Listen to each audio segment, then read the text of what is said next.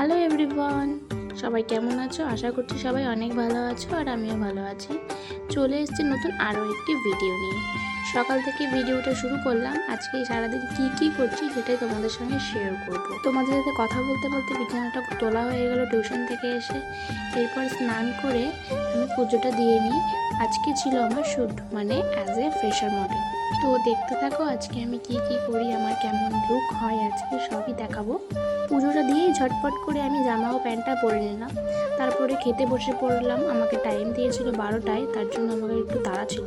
তারপরে খেয়ে উঠে মনে পড়লো নেল পলিশটা পরে নিই, তার জন্য বসে বসে নেল পলিশটাই আমি পরে নিচ্ছিলাম, যেহেতু হাতটা অনেক ফাঁকা ফাঁকা লাগছিলো তার জন্য। মাঝখানে আসার সময় টিপস নেওয়া হলো না, এসে পরে দেখালাম। তো আমার কস্টিউম পরা হয়ে গেছে, এখন আমার চুলের ক্রিম্পিং করা হচ্ছে। চলো ক্রিম্পিংটা করে নিই। এবার আমার মেকআপ শুরু হবে। তো টোটালি বেসটা কিছুটা হওয়ার পর আমি খেতে বসে পড়েছিলাম দুপুরের জন্য। তারপরে আমার হেয়ারস্টাইল করতে বসে পড়লো। চলো হেয়ারস্টাইলটা করতে থাকুক, তারপরে দেখাচ্ছি। এই যে আমার ফুল হেয়ারস্টাইল, গয়নাগাটি সব কমপ্লিট, অলমোস্ট রেডি। কলকা টিপ ছাড়া সেটাও আমাকে এবার করিয়ে দিল। দেখে নাও কীরকম লাগছে আমাকে জানিও।